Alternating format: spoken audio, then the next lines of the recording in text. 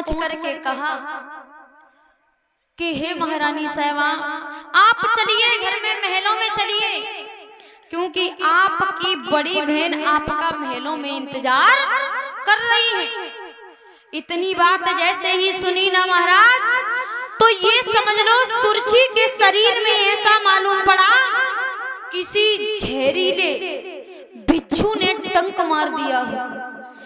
बदन में आग सी लग जाती है। कहा हमारी बड़ी बहन, कि कहा हाँ तुम्हारी बड़ी बहन, यानी इसका मतलब महाराज की दूसरी पत्नी, कि हाँ महारानी, महाराज की पहली पत्नी है, आप दूसरी पत्नी है। आज सुरची के शरीर में आग जलने लगी।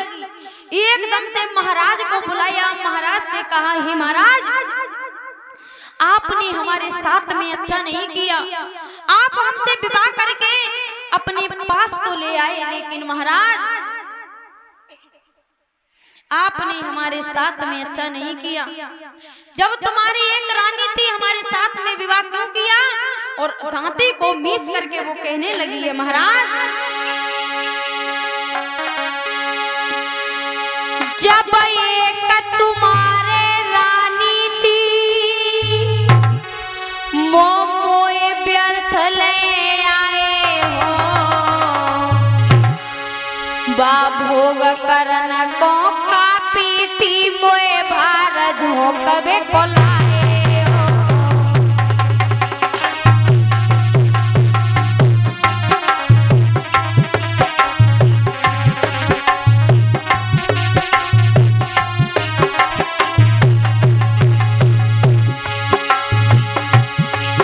जब एक तुम्हारे रानी थी, तो हमें व्यर्थ ले आए हो, बाभोग करन को कापी थी, मोए भार झोंकबे को लाए हो।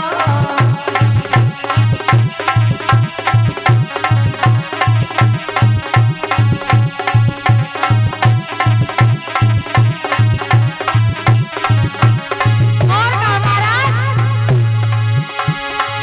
बस इतना ही एहसान करो, डोला पियर में भिजवा दो, तुम उसके साथ विवाह करो, मुझको पियर में पहुंचा दो।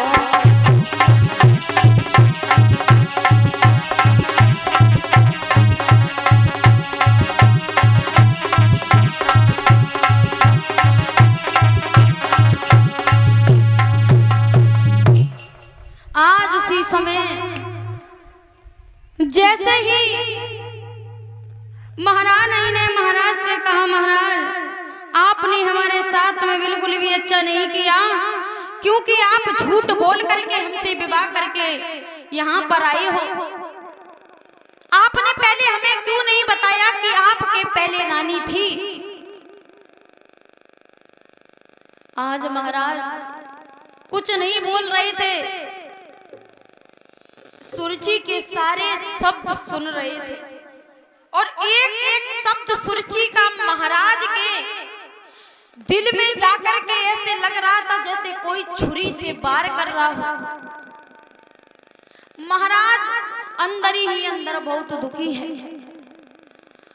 आज उसी समय जैसे ही सुनीति ने सुना, तो वही सुनीति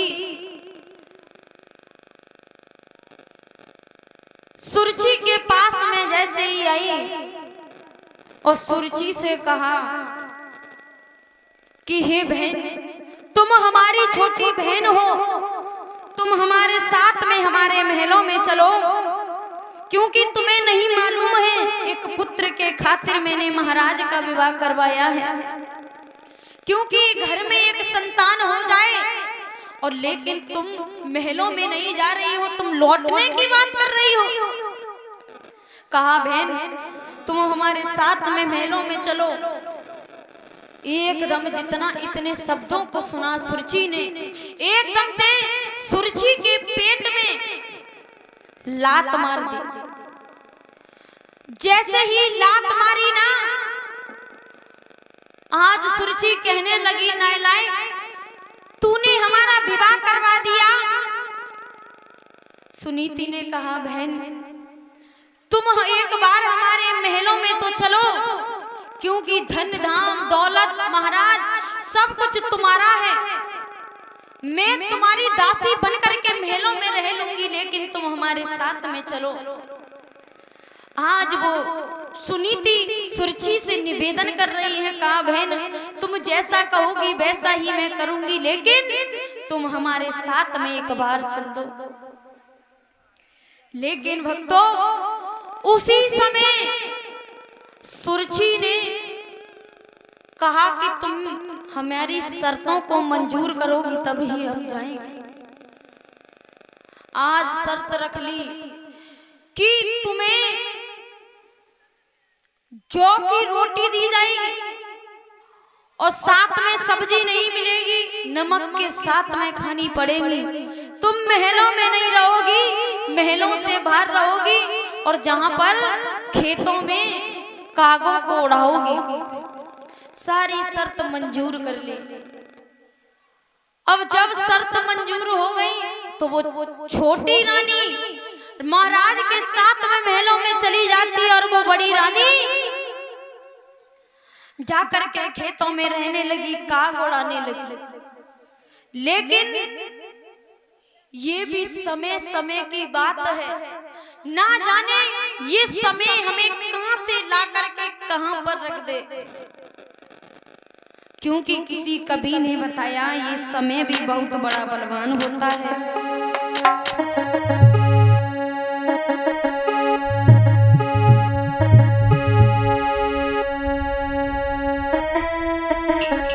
अरे